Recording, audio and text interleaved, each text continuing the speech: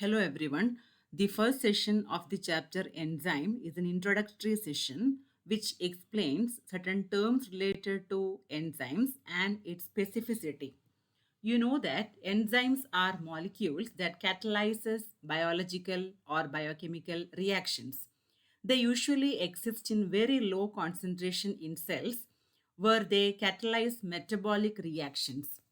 They are functional unit of cell metabolism and they act in organized sequences, catalyzing the hundreds of stepwise reactions of catabolism and anabolism. Their highly regulated and coordinated action sustains in living state. There are many characteristics which are common between enzyme and biological catalyst, and there are many differences between enzyme and normal chemical catalyst. Enzymes have great catalytic power, routinely accelerating rates of reaction by a factor 10 power 5 to 10 power 20 or more.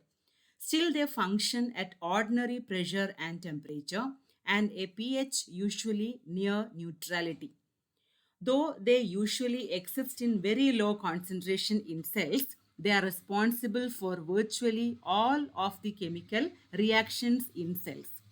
Enzymes mediate not just the synthesis of biological compounds, they also catalyze reactions that supply the cell with energy, detoxify compounds, digest food, produce light, and so on. And they are highly specific both in their choices of their reactants or substrate and in the reactions catalyzed. Side reactions leading to the wasteful formation of byproducts are rarely, very rare in the case of enzymes, whereas in the case of normal inorganic catalyst, the side product, the chances of formation of byproducts are very common. Each cell contains a unique set of enzymes which determine the function of that cell. The set of enzymes in each cell is generally determined. Catalytically active RNA molecules have been discovered called ribosomes. There are certain terms related to enzyme which are holoenzyme, cofactor, apoenzyme, etc. Holoenzyme is a catalytically active enzyme that consists of an apoenzyme and cofactor. So combining apoenzyme and cofactor, we get holoenzyme. Apoenzyme is the inactive protein component of an enzyme. If it is an apoenzyme, that enzyme will not be an active protein. It will be an inactive protein. Whereas coenzymes are the non-protein chemical compound or metallic ion that is required for an enzyme's activity as a catalyst.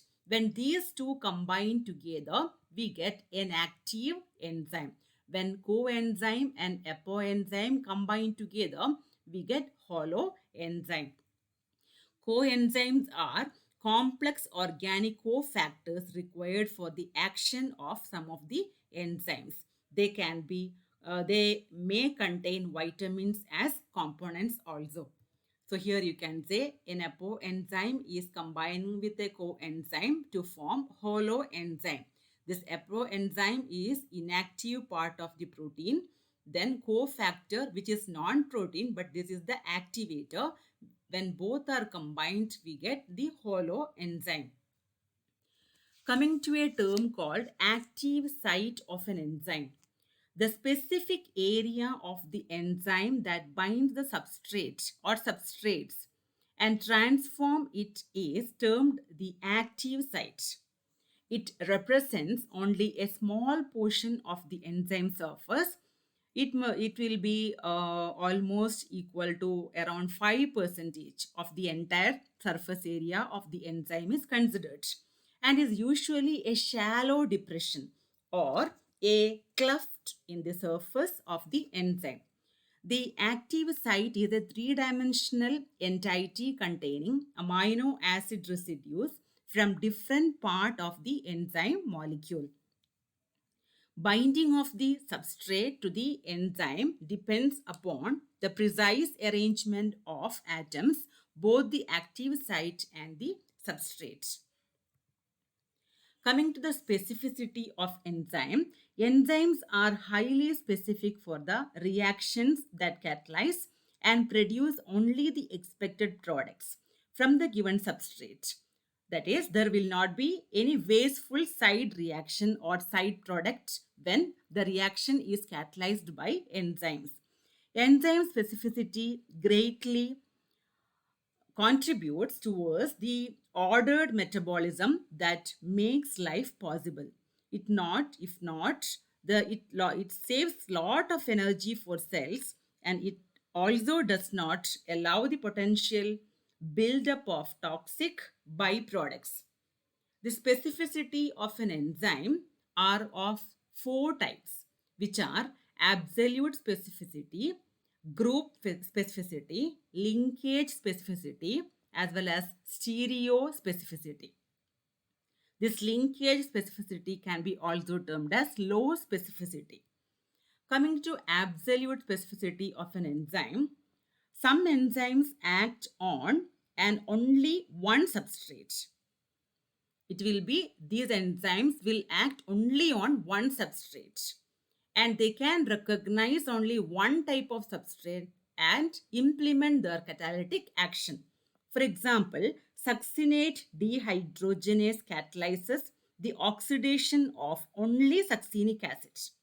Similarly, glucokinase catalyzes the phosphorylation of only glucose. Other examples are also written here. Coming to group specificity of enzyme, some enzymes transform substrates which have one group in common. For example, hexokinase phosphorylates glucose, fructose, and mannose. That is only hexose sugar. The other example can be told as pepsin hydrolysis, a peptide bond in which the amino group is contributed by an aromatic amino acid. Similarly, trypsin hydrolysis, a peptide bond in which the amino group is contributed by a basic amino acid like lysine, arginine, and histidine. The other specificity is stereospecificity of enzyme. Here, some enzymes act on only one stereoisomer or enantiomer. For example, lactate dehydrogenase oxidizes only L-lactate and not the D-lactate. A number of enzymes have the ability to discriminate between enantiomeric substrates or products. Such enzymes are referred to as stereospecific or stereoselective enzyme. Stereoselectivity is also known as optical specificity. And enzyme is specific not only to substrate but also to its optical configuration. Another example can be given as an L-amino acid oxidase act only on L-amino acid and not on D-amino acid. In starch and glycogen, which has an alpha-1,4-glycosidic linkage, are hydrolyzed only by alpha-glycosidase or alpha amylase. In cellulose, there is a beta-1,4-glycosidic linkage which is hydrolyzed only by beta-1,4-glycosidase or beta amylase. The other specificity, the fourth specificity is low specificity, where some enzyme transform substrates which possess a particular linkage. That is, for example, lipase hydrolyzes the ester linkage. It can hydrolyze only the ester linkage between a glycerol and a different fatty acid. No other linkages it can hydrolyze. And the specificity of an enzyme can be determined by the functional group of the substrate, the functional group of the enzyme and its cofactor, and the physical proximity of these various functional groups, which results in the formation of transient weak bonds, that is hydrogen bonds.